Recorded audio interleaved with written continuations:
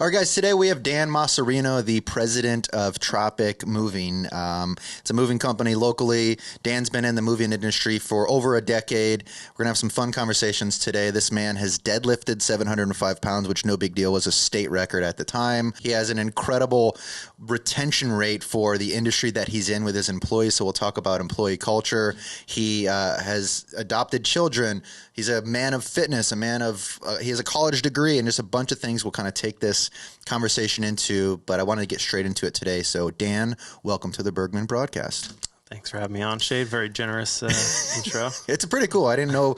I love the questionnaire because it's a lot of things I don't necessarily know about people and maybe sometimes would never ask. So the fact that like you've never once mentioned that you've deadlifted 705 pounds, and not like that's the coolest thing or most interesting thing about you, but it's definitely one of those things like that's a pretty fucking like heavy weight. It's a lot of pounds. Yeah. A lot of time went into it. But. Yeah. And so like this morning before the show, so Dan and I went on a 5K, and he's not like not a runner really. I mean, we kind of talked about it. It was one of your first. Nobody's ever described me as a runner, ever. I mean, I don't think people that move that kind of weight, 700 pounds at some point, have ever been considered a runner or even probably thought about running. So we did the 5K run this morning, and then that was one of your first, times doing that. And then immediately straight into a cold plunge. From the combination of those two things, what were your initial, what are your thoughts about that? It was good. Definitely good pre-podcast bonding. Yeah. Great experience. I've never done the cold plunge before, so it was a feeling I'm still trying to put some words together for. I enjoyed it overall. It was definitely great. I love that hard work feel of your body after a hard workout, and getting in that cold was definitely something. You handled it super well. I mean, you were north of 3 minutes on it, did a couple immersion, total body immersion where your face went under is where I'm trying to go with that, which is normally like the most difficult thing to do about it. But I'm really proud of you to be able to like hold up on a run and then get in the cold out there and then get here. It's like a lot of work to get to just for like a podcast, but it was really cool. And I appreciate you doing that with me this morning. The first thing I kind of want to talk about with you is, so like you've been in the moving industry. You said since you were 20, but for context, people might not know how old you are, which is over a decade. I think you said 12 years that you've been in the industry in itself. Can you describe like where you started in the moving industry and then how you ended up eventually being the president owner of a company? Yeah, so I moved to Tampa to go to school at USF. My friend from high school was working over there at a moving company, and I was actually supposed to transfer. I was a busboy at Carrabba's, and I was supposed to transfer over there, and I just never showed up. Didn't really feel like doing it anymore, and he said, "Hey, we need some strong guys over where I'm working." As a college student moving, I was like, I don't even know what you guys do, but whatever. You're working there. You're my good friend, and I'll give it a shot. So I showed up. I didn't even really know it was like a formal moving company. I wasn't even familiar with what a moving company was at the time, and started out just helper on the truck, and pretty much worked there for about 7 years, and pretty much worked every position through the company: mover, driver, worked into the office, got in sales, did on-site estimates, got into a little bit of, pretty much learned the whole business. Had a good boss that was a good mentor, kind of showed me the ropes and all that stuff as well. Yeah, ended up moving back over in 2017 back to Merritt Island, and didn't really know what I wanted to do, and then just figured I knew that so well, give it a shot, and I was just started out renting trucks. I got a $5,000 credit card, 0 interest, maxed it out with everything I need, and started rolling, renting trucks, and I was able to kind of get that paid off quick, and just started building a little at a time from there, and bought a truck probably 4 or 5 months in, and just one foot in front of the other, and here we are coming up on 6 years and at the end of August. So as Tropic Moving in 6 years and some change? No shit. And so you describe yourself as the president, but so you a single owner, or what's the kind of dynamic of the yeah, I started it. My wife came in probably like 2019, 2020. So she and I are, in charge, family run. Yeah. So it's in the family, and something that I've been really interested in, and the way you kind of, your social media presence is strong. And from a moving company, like from an outside perspective, I look at a moving company as like maybe not the most like sexy industry, right? Like I think people understand it's a highly labor intensive job and lots of logistics. You guys have done some pretty interesting things on social media, is like your tutorials on how your company, I mean, even down to like how you wrap a couch or how you carry things up. Like I think it provides good context as to how your team manages things. And was there like intentional thought behind that, like the videos you guys are publishing? Yeah, we kind of just think about, what customers would like to see. Like I mentioned, I didn't really even know what a moving company was when I started working there. So I think a lot of people don't really know. Most people are, when they start moving their own stuff, moving out on their own, they're, in their early 20s, don't have much stuff, so start kind of doing it themselves. And by the time they need a moving company, they've always done it themselves, so they're not familiar with it. So just try to put out some, content of what is professional movers, what we do, how we do it, those type of things. So we can kind of catch somebody's eye where they might just be like, hey, they don't even know they can hire somebody to do it. Yeah. So if we can, be like, hey, this is how to professionally move a couch, and they're like, oh, I can get my couch professionally moved? I don't have to do it myself. Dude, so it actually brings up something. Like, I used you guys, like, and this isn't a plug for your company, but like, you were the first company I ever hired and paid someone to move. And in the military, I had moved, I don't know, 10, 12 times by myself. Always get my friends, bribe them with pizza and beer. But I think you get to a certain age where like, that shit doesn't work anymore. Like, people are like, am I going to throw my back out for, a piece of pizza and 7 beers? Like, probably not. And so like when I, had hired you guys, I'm going to be honest, like I was expecting to pay a lot more. And I don't know if that is like good or bad, but like I was actually surprised at how affordable it was to hire professional movers. And you guys did everything. You boxed everything. Like we touched some furniture, but not a lot. I mean, you fully came in, put everything in boxes, put it in the trucks from our house that we sold into the house that we moved, and even moved everything in. Like, I think that's something that if someone's listening to this and they're like, well, what should I expect to pay on average for moving? Like, do you have those numbers, or is that something? Tough to say. Yeah. I mean, the loaded question we get is how much is my move going to be? And Yeah. It's like, well, we need to get some info, see what's going on, how far you're going, how big your house is, because you can have 1,500 square feet and have more stuff than somebody in 2,500 to 3,000 square feet. So we try to get out, do an on-site estimate, take a look at it, and get information about what's going on before we give any pricing. That way, moving companies get a bad rap on, hey, we didn't. The price was way off, it doubled, you hear horror stories like that. So, the biggest thing we find that comes down to is miscommunication, where either it's a broker got involved and just oversold the job, or somebody calls up kind of maybe last minute or something, and we're just, we get half the info and then we get out there and then get into it, and it's, not as described. So just try to get as much info as we can beforehand and grab the bull by the horns and then do it.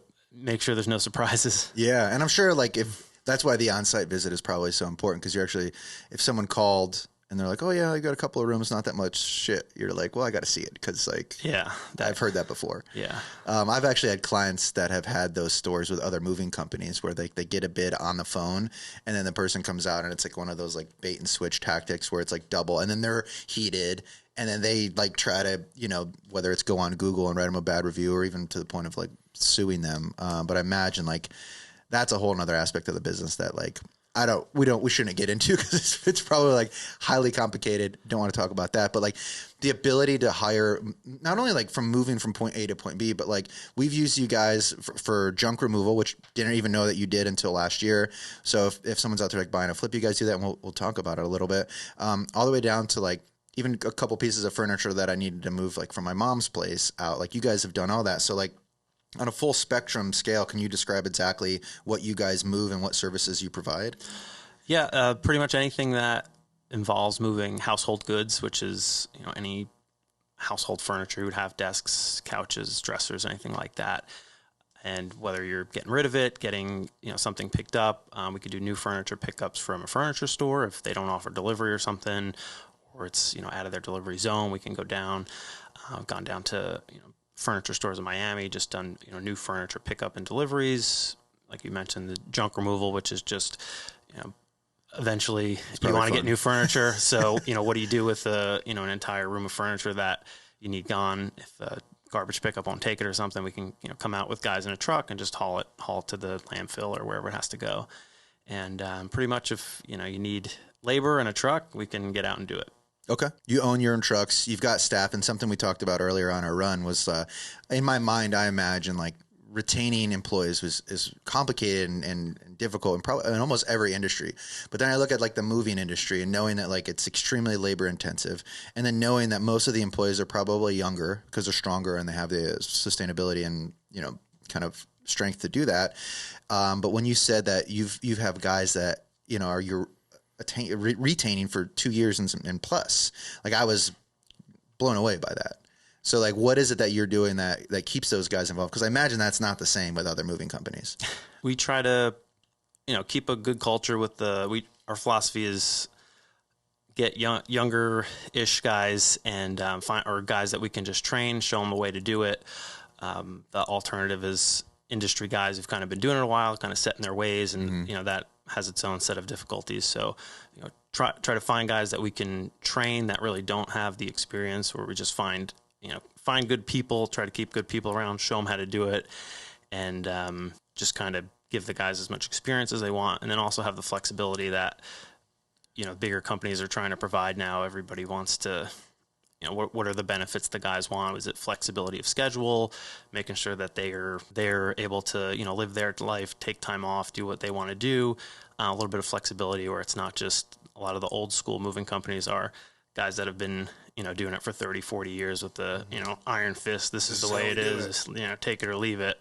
So just having a little bit of flexibility with the guys, just appreciating that they have lives and stuff going on as well, and just appreciate what's going on in their lives and having some flexibility, and the old you guys take care of me, I'll take care of you. Yeah. So like when you hire for the moving, I mean, is that are you saying like brand new, like just people, like are they like Dan was 12, 14 years ago, like in college age, or were just try to find guys that are just seem like good guys, ambitious, looking for something. We get a lot of guys who are just kind of want to stay busy with their hands, something where keep they're in shape. Not, just kind of, stuck in a retail environment or something like that, where they're kind of cooped up indoors all day, outside doing something physical for the day. And those type of people that like it, and, try to get them in and just, train and get an experienced group together that likes working together, and get the culture going that way. People having some fun. All right, so let's kind of take a little bit of a turn. So like, I love the idea that you got into moving because like you were younger, you were strong, you were working out a little bit.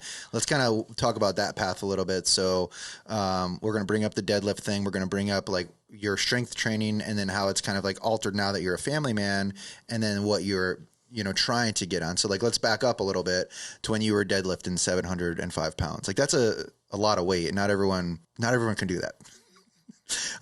So like, what did the workload look like to get to be able to lift that kind of weight? Like, what were you doing at that time? It was pretty regular, in the gym, just kind of lifting weights. I got into bodybuilding when I was kind of coming out of high school, just trying to transition from like football workouts in high school to stay active, stay in the gym.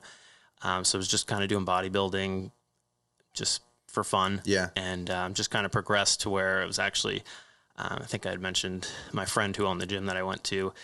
He was like telling me about he was going to do a competition. I was like, I'll do it too. Yeah, sure. Why not? Ended up just signing up for a competition, doing it with him. And over the course of probably 2 years, I kind of did a few and got into it a little bit. And it was just kind of a goal for going to the gym to get you in there, get the workouts done, and kind of keep me motivated, I guess.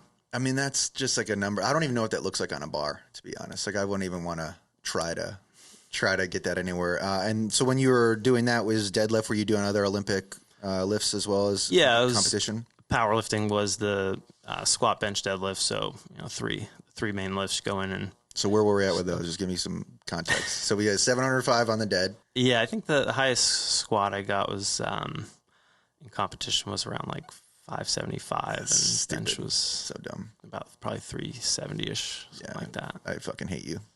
And then now, where are you at now? I'm not to like not to go from like those numbers now, but like we're gonna fill in the middle. So now, if you were to go in the gym and pull a deadlift, where do you think you could land? Probably on the floor. back would be. So don't even want to try. We don't even want to try to get to that. Yeah, I've been trying to redo my whole fitness philosophy lately. So just kind of approaching it from, a little lighter weight, higher volume, just change things up. Change it up. And so we talked about, earlier before the show, like when you were doing the strength competitions, like you were in the gym for 2 hours at a time, and like you had this, almost like unlimited amount of time, because you weren't really like, you weren't in a company, you weren't married, you didn't have children, all these other things. And now fast forward, 12 years, now all of that has changed. So now it's a matter of you trying to find like the time to fit that in. So what is that looking like in your weekly routine? Like, is there a certain time that you are trying to dedicate to working out? Is there a certain like place you're trying to go, and is there a certain routine you're trying to hit? It's been a challenge for a little while to kind of keep something going. It seems like the routine is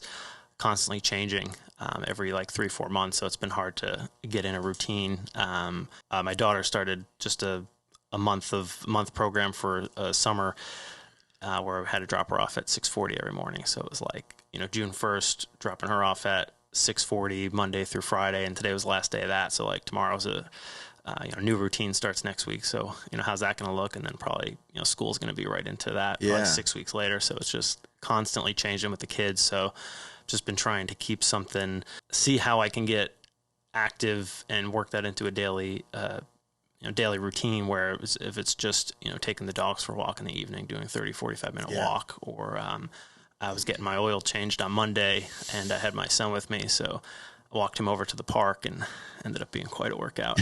Carried him back, fell asleep on the way back. So about a mile walk with a 45-pound dead weight on me.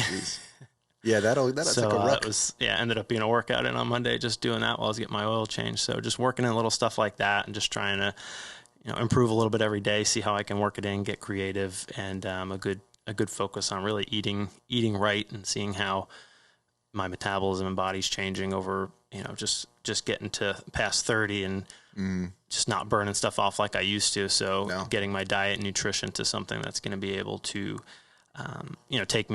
keep me in shape as I, progress to, next 10 years or so, and, keeping fitness and health kind of a top priority for myself. And you're not doing them. So I imagine nutrition for a powerlifter is vastly different than almost anyone else on the planet.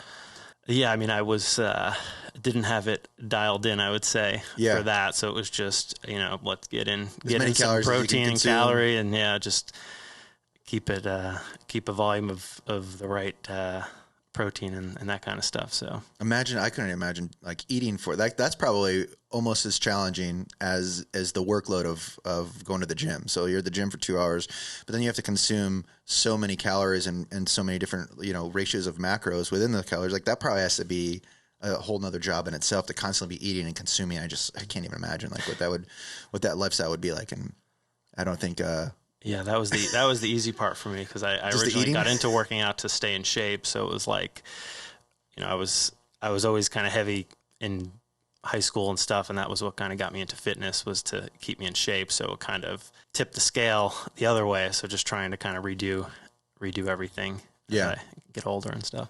So like you're working like a routine with you have 2 children, right? Yes. Son and a daughter. Ages?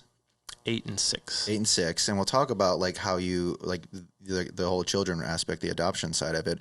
But you mentioned something earlier to me. It was 15 minutes of play with them. And like, do you remember talking about that, or where you got that idea from and what that's about? Maybe elaborate a little bit more on that. That was something that just along the lines was recommended to us of starting to bond with the kids. They were both placed with us at different times over the course of these last 3 years, but both placed with us within a year. So just a lot going on. And one of the recommendations was to just spend 15 minutes playing with them, to just bond and let them, take the lead, and just, let them do their thing for just 15 minutes. And, easier said than done some days when you get home and you're just wiped out. And sometimes it's hard to, get down on the floor and stay, involved for even 15 minutes. But, that was the recommendation, to kind of get some bonds going with them, and a good starting point to strengthen relationships. And so I'm sure it looks different with both son and daughter. So like, give us an example of what play looks like with your son, and then what it looks like with your daughter. Yeah, I mean, typical boy play for him, just trucks. He's getting into video games now, which is a little bit easier. Just sit on the couch with the controller. Sure. And, she's into much more kind of artsy stuff, gymnastics and stuff like that. So I can see you doing gymnastic moves with her.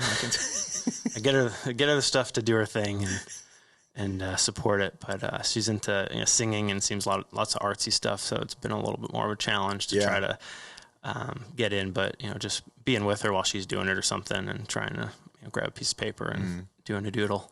And is Tiffany kind of on the same parallel with that? Does she do it with you, or is it like separate with you guys, or what's the dynamic look like? We try to keep it kind of one-on-one with parent-child. That way, it's just kind of a bonding, with each of us was kind of how it started, and just it's evolving now as they get older to maybe just take one of them to the store with you, and just kind of keep experiences just one-on-one where you can just have even a dialogue back and forth of just getting something they like from the store and letting them pick out dinner or something for the week like that. And one of the dialogues you exchanged with your son recently was he had asked if you're going to be working out, or if like what's going on. What was the whole thing he said to you? I don't recall exactly, but it's something along the lines of he noticed I have not been to the gym as much in the past few weeks, and asking me why I haven't been going. Yeah, that's the blunt honesty of just an innocent child not knowing how to ask a question. Caught me by surprise. I didn't really have anything to say. And I think that's pretty cool, because we talked about that on our run, how like our children are like sponges, and everything we do, and everything down to like our mannerisms and our cadence of speech and like our facial expressions. Like the kids pick that shit up so quickly. Yeah. And I love the fact that they're able to acknowledge that you had not been going to the gym, because I'm sure that had changed something in your mind where you're like, shit, I should probably do some shit. Yeah, get a reminder that you're always setting an example, good or bad, whether you see it or think about it or not. Stuff does really make an impression. Yeah. So I don't know how far you want to take the conversation into the whole adoption phase, but like, I know it's probably a category, but like, what led you into adoption? Like you're like I told you earlier, it's you and Paul are the only people I know that have gone down that path. So there's a lot of questions. Pretty in-depth story, but to keep it kind of short, I guess. My wife and I were trying to have kids. We couldn't have a kid on our own. We tried the whole IVF thing, dumped a lot of money and time into that, and no success. So the situation kind of came across us. We had known the kids, and without getting into too much detail, but. So we were kind of aware of the situation, and we thought it was actually taken care of, and the kids were in a better situation, and it was fine. And then we got a letter early 2020 that I guess it was still going on. So we had reached out to get some information, and it was really right when COVID hit. So we were, everything in person was shut down. DCF offices, everything like that was went to virtual. So it was like trying to get out to see him. And it was just the boy that, everything was starting with at this point. So we got involved, went out and eventually met him. This was probably 3-4 months from when we started it, where we actually met him. He ended up getting placed with us about 5-6 months into it, where he was actually went from just kind of meeting with us to living with us. And then had to get licensed as a foster home. So we were going through, home inspections, having people at the house, a lot of stuff we had to do for that. And over the course of the next probably 9 months, he had a sister who kind of got separated. So she ended up getting placed with us. We're at Publix shopping for dinner, midweek, 6:00, and we got a call that, she was coming tonight. So we had to scramble, get home, get ready for her. And then overall, the process took, I think it was close to a little over 3 years from the time we got into contact to actually finishing the adoption for our daughter, which just got finished up in March. Jeez. So that was a big ongoing saga that was relieving to finally have finished, where we don't have to deal with it and can kind of move forward with your from lives that. as your children. And yeah. How old were they when you adopted them? I think he was 5. It's hard to even line everything back up, but it was 4 or 5, he was about probably. 5. I think he just turned 5, and then she had just turned 8 this year. And that's a 5. I mean, I'm Ethan's 4. He'll be 5 this year, and that's a challenging age. I mean, I think every age is challenging. Yeah. But since you've kind of like, I don't want to say avoided the diapers to like the 5-year-old stage. I mean, it's a different aspect of it, but like, this might be too personal of a question, but what does Landon call you? They didn't, when they got moved in with us, it was just Dan and Tiffany, and they're both calling us mom and dad now. Now so they are? Yeah, that was definitely a transition to go through, and just kind of, being patient and letting them do things at their own speed, and, just taking recommendations like the play idea and just stuff like that, and just kind of chipping away at it a little at a time, and not, pushing Forcing and them overwhelming them with stuff too. Yeah. And that's a whole, like, an element of, I mean, it's more power to you, man. That's gotta be that's tough. But congrats to you guys for doing that. I'll try to navigate us a little bit out of there. So one of the questions that I had on there is, so what's your biggest struggle as a parent? Obviously, I think we know, like, having foster kids that you haven't had their whole lives, you almost like their second stage of life, you adopted them. Is there anything about like the dynamic of whether it's dinner or whether it's like when you guys are all home as a family unit, any struggles that you guys like have to get everyone kind of together? It was a little challenging at first, but we're in a pretty good groove. Everybody's pretty much good with everything. We're kind of past that at this point where it's kind of behind us, and it's more of a regular nuclear family dynamic now. And I mean, the biggest struggle was I mentioned the kind of daily routine of going from no kids to 2 kids in 10 months, and then not babies. They're walking, talking kids, tell you how they feel. So doing their things. They have taken on their schedules, keeping them busy. Extracurricular, after school, stuff like that. So that was the biggest challenge. Was just doing their thing and still making time for ourselves, keeping, health, fitness, whatever I have, trying to keep in my priorities still going as well. So that was really the biggest struggle for me, and still working on it to, finally getting to a kind of stable point since everything was finished in March. So that was kind of been on a little bit of a routine now where I can kind of know what the future holds and, start getting back and planning that. Yeah. Well, I had another guest on the show. So Kyle, if you remember that episode where Kyle and Iris have a medical spa and they work together as a husband and wife. So we kind of like talked about what that looks like, what his recommendations are.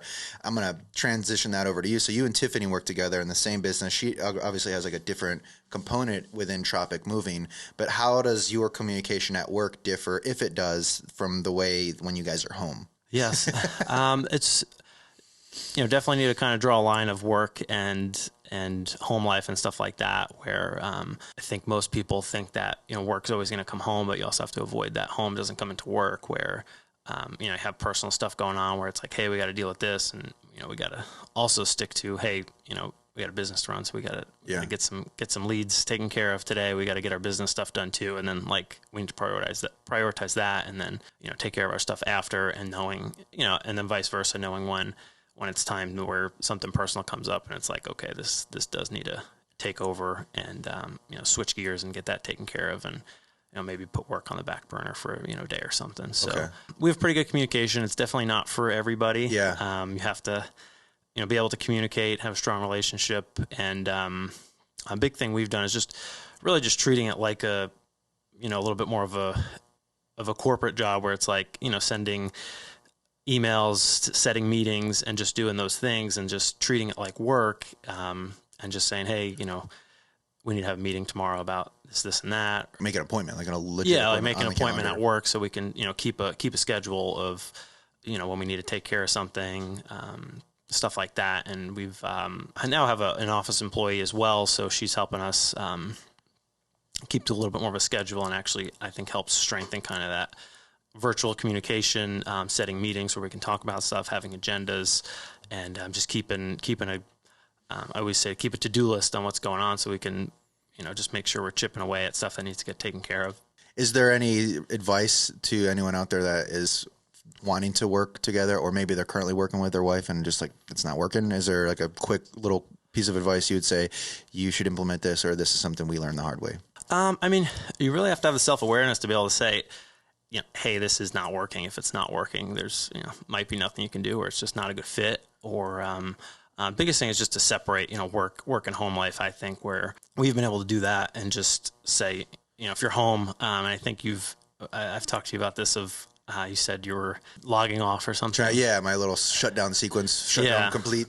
Yeah, so just even something like that of just saying, hey, we're done with work for today. Like whatever comes up tonight, it's like it can wait till morning. So like just being able to push it off and say, all right, just I'll send her an email at at night if something comes up, so I don't have to go talk to her about work at 6 o'clock, but still getting information across, and just using Gmail to. I'll schedule the email to send at, whatever time she's getting in. Yeah. So it'll be, top of her inbox, and, we can start talking about it at work the next day. Just drawing a line of just, when you're home, be home. When you're at work, be at work. And, giving it your all in each setting. And is there a certain like philosophy you have about like where to draw that line, how to do it? Like, does your phone go on do not disturb at a certain time? Does your email go like out of office? Are there systems that you've implemented to prevent, spilling work in the house, in the home with you guys? Like, is there anything you do? Not particularly. I mean, sometimes it does overflow, and you just got to handle it and take care of it. But, just knowing that, today's not going to be every day. Like, hey, we got this going on today. Let's take care of it. Like, tomorrow's fine. Monday, let's just get to the weekend and reset on Monday. And, we kind of have a little bit of that going on this week where it's, summer, end of the month is, craziest time for us. So, we're just trying to get everything done. What do we need to do to get this, today done? And then, let's, take a look back on Monday, reset, and, get ready for the future, and, use your past to plan how the, how the end of next month will go and how we want that to go. Another, like something I thought of was, I'm in real estate, obviously. You're in moving. There's a huge correlation between the two. And I think like moving can show trends of what the market is doing based on jobs you have. This year specifically, is there anything that you had noticed about because you have 6 years of data to kind of look back on? Is there anything interesting about this year that you've noticed with the workload you have as to what that would relate to a real estate trend as far as like sales or possibly people moving? Is it really weird? Yeah, I always try to look for trends. It's honestly been a wacky year. Yeah. I mean, I would consider my normal data up until March of 2020, where COVID just sent everything in a spin. I haven't had any steady really trends to look at since. It's just been like just having weird months. So we had March of this month was like as busy as a summer month for us. So it's just like, yeah, our March and April were really busy too, which is a weird. And then it kind of, leveled out coming into, April, May, June even, and hard to make heads or tails of it sometimes. So just kind of trying to be patient, plan, and I really haven't been able to find any trends because I always said May was when things really kicked up for us for summer, our summer season, and that really hit a wall. 2019 was the last year where I can say that was a normal trend, and last year and this year we really didn't kick up into what I would say summer season was. And it's really looking like it this year was the last week of June. Last year was just got crazy, and then we just had a nice busy summer, which was normal. And June kind of came in pretty slow, and I was like, "What is going on? Like, this is not how it should be." And then this week just kind of everyone just got crazy and just trucks out, stuff going on all week. So I'm hoping that'll be a good end of the summer. And hard to say how it correlates. I've been tracking the Realtors Association always kicks out a little like their report everybody shares. Yeah, through the past month, how the transactions compare to last year, and it seems like it's been pretty. That's consistent with what you're saying. I think last month, or the last report that came out, the home sales were actually up a tick. Yeah. So same amount of houses kind of selling. So just trying to, sometimes there's maybe not. Well, try not to pin it on something and just be like, let's take it for what it is. And I mean, it's hard to predict because we have had an interesting 3 years. COVID, I think, put everything in a weird, wacky pattern. Going into this year, like I know on the real estate sales side, like I would say it's a delayed kind of summer market. Yeah. And it sounds like with you too, because it's like going into June was soft. We like typically June in any real estate market is the apex of sales, traditionally speaking. This year it wasn't the case, and I think it's delayed. It's pushed a little bit to the right, which is weird because it's like school, it's not like the school system changed. Like people still have to go back to school next month in Florida. Yeah. So seeing that is just like a really interesting thing. And then also knowing that like I guess you're on the kind of the left side of when we see sales, because typically people are moving before they close out. Hopefully that's what's happening. So you're seeing kind of the same things in our market, which is really where I was going with that. Yeah, that's the term I use. Was it seems like it's going to be a late summer, something along those lines, where it just still coming, but just got to be a little more patient. Yeah, we're going to segue a little bit into. We didn't really touch on how you grew up on Merritt Island, but you had a little stint in New York. You want to kind of like elaborate on why you left, how you ended up at school, and then we'll come back and we'll try to land this plane and close out the show. Yeah. So I was born in New York. I lived there about 10 years, and my parents just wanted to move down. My grandparents, one of my grandpa's best friend lived in Merritt Island, so they were looking at getting a summer house down there, and my parents were, I think, looking at Merritt Island, and I think like Fort Myers, Punta Gorda area was where my grandpa was living at the time. So I think they were kind of looking at that, and I don't know the details, but we ended up in Merritt Island. And so moved down when I was 10, still went to elementary, middle, high school in Merritt Island. And I went to what was then BCC for a couple of years and moved over to Tampa at that point. So that was kind of the Merritt Island upbringing. So I almost stopped telling people I'm from New York because they asked too many questions. And I don't remember. So I'm just like, I'm just from here. And then what'd you go to school for? I started doing biomedical science. I wanted to be a doctor in some capacity. And then school is just not for me. I'm just skipping class to go to the gym, just like not about it. So I just wanted to finish. I always just wanted to get a degree. So I remember I had an organic chemistry 2 test where I just walked out and I was like, done. I'm done. Yeah. Chance said, what major can I change to and get out of here the quickest? Sign me up for that. And that's what I'm doing. So I think it was another 3 semesters and I finished and got the degree, finished, and ended up getting a health science degree. So that kind of segued into like administrative healthcare. And I was, looking at jobs after I graduated for that. And I was like, this does not look fun. Yeah. And my boss where I was working at the moving company made a, comfortable job for me. And I was just kind of chilling, doing whatever, going to the gym for 2 hours a day. Yeah. So I was like, I was pretty comfortable, and I definitely got complacent for a little while there.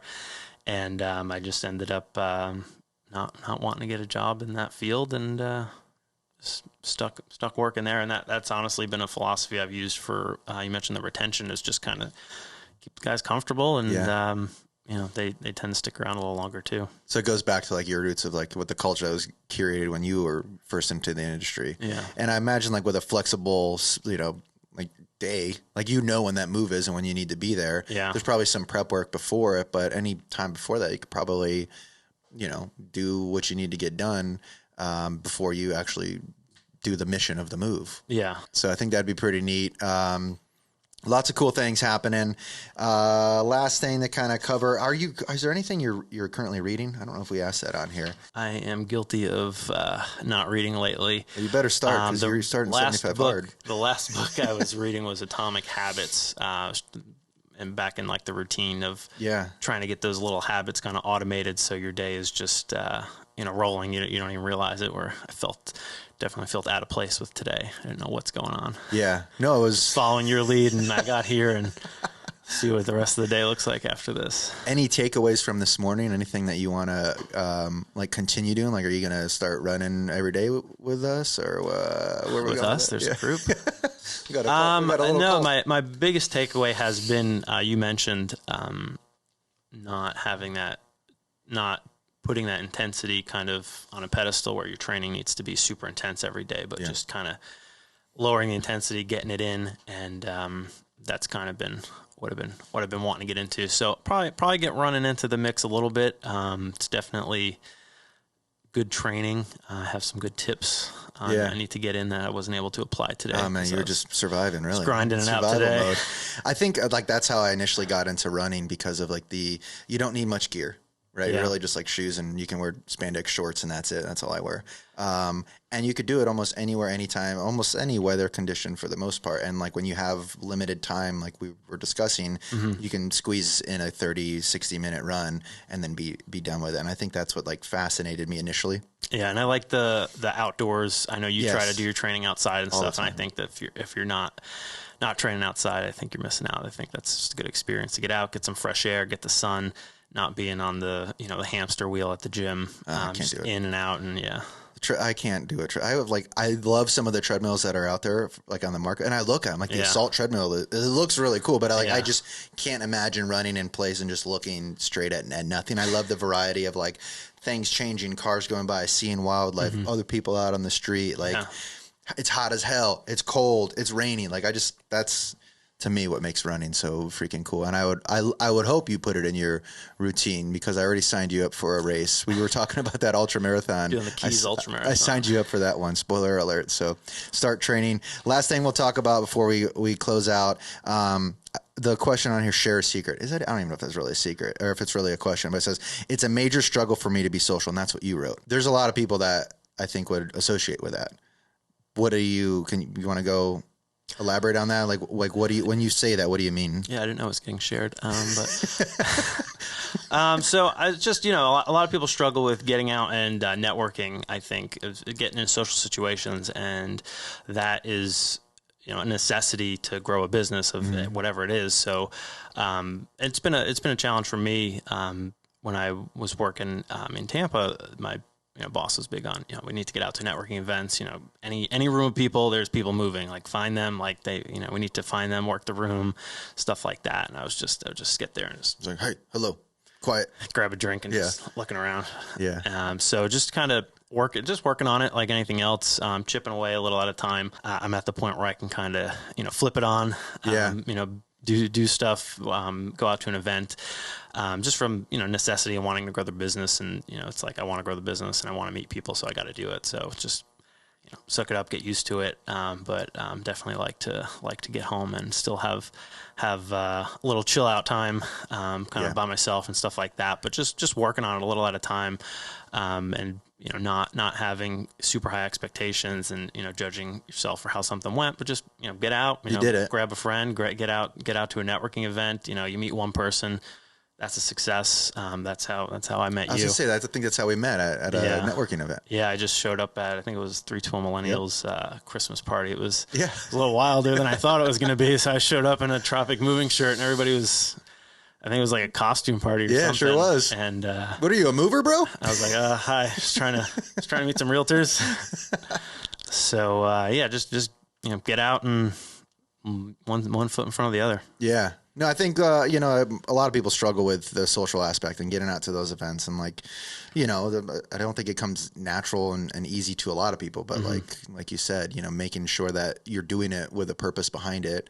And I think when it comes to networking events, like, people have the wrong impression where they think they need to like meet everyone and spend, 18 seconds with each party and give them a card and like make sure you touch everything there. Like I've always had the philosophy that you mentioned. It's like, if I walk away with one good connection from that, like that's a success for me. Yeah. And foster it and grow it. And that's normally like how I attack them. And even now, like, I'm not the most, like, in those positions, I don't feel the most comfortable. I sometimes feel awkward and uncomfortable about it. But I walk away with, like, if I met one person, made an impression or something, like, I'm totally cool with that. So, like, that's my goal going into those events.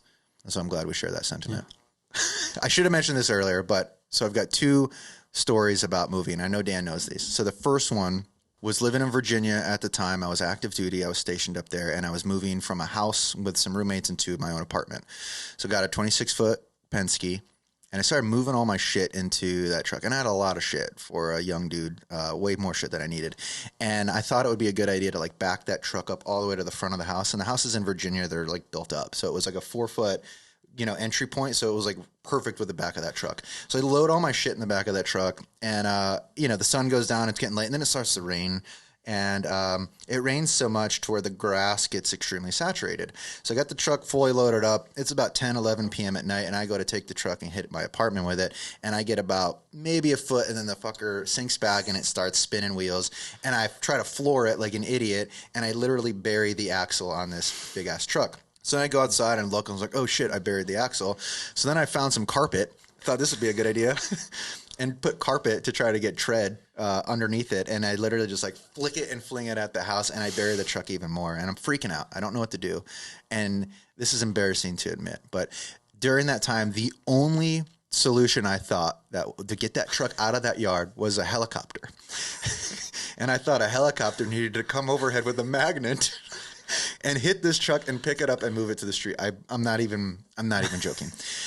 So I freak out, don't know what to do. Like any young 20-something-year-old that needs to gather their thoughts does, I go to Taco Bell. And I go to Taco Bell, and I get some food, and I try to think about what needs to happen. And it was someone at Taco Bell. I'm like telling the story to this person at Taco Bell, and they're like, have you called your insurance company? I was like, why the fuck would I call my insurance company? I got a U-Haul thing stuck. And they're like, no, the insurance company could get a tow truck. I was like, bro, a tow truck can't get traction in the grass to pull my truck out. And they're like, they have a winch cable. I was like, oh, shit, this is brilliant.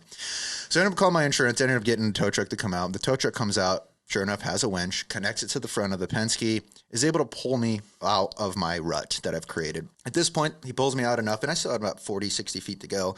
And he says, I need to reposition the truck, and then I'm going to continue pulling you out, and you need to apply a little bit of acceleration to get us through this last bit. So he repositions, he does his thing. I'm in the driver's seat. He's winching me. I'm close. I'm driving. I'm creeping. I can see the street. I can see him. I look to my left, and it's, granted, pitch black out. And I can see some headlights. It's like cruising towards us. And I was like, surely this truck sees my big-ass Penske stuck in the front yard, the tow truck and the lights, and the cable stretched across the street. So I'm looking, and this truck is approaching, it's approaching, and it gets so close so I can literally make eye contact with the driver, and he drives right through the winch cable that's pulling me out of my yard, and I can see it. It was a Ford Explorer. The cable literally wraps around the front of the Explorer, and it's like bending. The tow operator's like freaking out. I was like, this isn't good, and the cable literally snaps, flings back. It almost decapitates the tow driver. The Ford Explorer does like a jolt, and then it continues moving. And then here I am still in my front yard, still moving a little bit. Don't want to get stuck again. So I continue with my forward momentum, get out of the situation, get into the street, park, and I go to the tow driver. And that dude was shook as hell. He's just like panicking, freaking out. He's shaking. He's like, oh my God, dude, I almost died. And I was like, but I got out.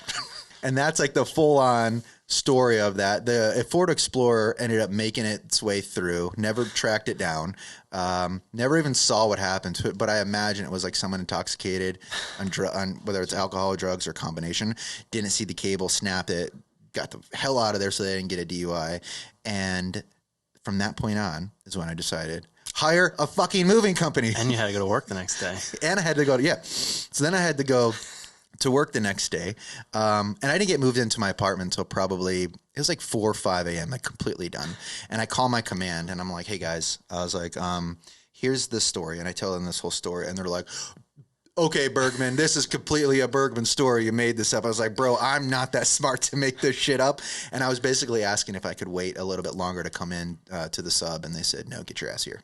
So didn't sleep, had that moving story. And that is why you hire a moving company.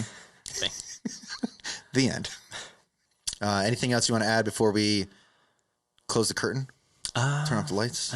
Thanks again for having me on. It was a great the Bergman podcast experience today was something. Got some good coaching tips. I wouldn't have finished that run without you. No, you did really without good, you cheering me on, and that's the philosophy I think for even the networking is grab a buddy and to help you get through it. Yeah, we endure pain together. And it makes it much more pleasurable. Weird way to say that. Ways that people can find you and most importantly, hire you to do their moves. And listen, people, I'm going to draw the line at 30. I think if you're 30 years old and older and you are even considering moving yourself, that's I think a mistake. It's ridiculous. Hire someone professional to do it and not only going to save the longevity of your life, but also it makes you enjoy your new house or wherever you're going or your time with your family that much more. That should be a commercial for a moving company. Seriously, though, I'm not joking. You should hire a moving company. It's ridiculous. How can they find you, hire you, and then connect with you and then take you out on these runs? Instagram is probably what we're most active on. Facebook. You can go check out our website. But as far as social media goes, you can follow those pages. We try to put out content of just kind of what we're doing, moves we're doing, how we're doing stuff. Just document what we're doing and try to get it into some content and get it out. But if somebody's always in the office, you can request an estimate on the website or message us on social media. Yeah. And it's at Tropic Moving. The handle? I believe so. Okay. So the handle's at Tropic Moving. Yeah, all of them should just be Tropic Moving. Cool. So. Well, awesome, Dan. I appreciate you being here this afternoon. I appreciate you meeting me this morning early so we could get our run in. I appreciate you jumping into the cold plunge, even though it was your first time and you probably were a little bit nervous, but you did fucking amazing on all of that. And most importantly, I appreciate your friendship. And I know that sometimes getting on social things is not really your preference, but like I know it's an effort and I appreciate that. So thank you. Thank you. All right, man. We'll close this one out. Appreciate your time. Thanks for tuning in. Catch up with Dan and fucking for the sake of your life, hire a moving company.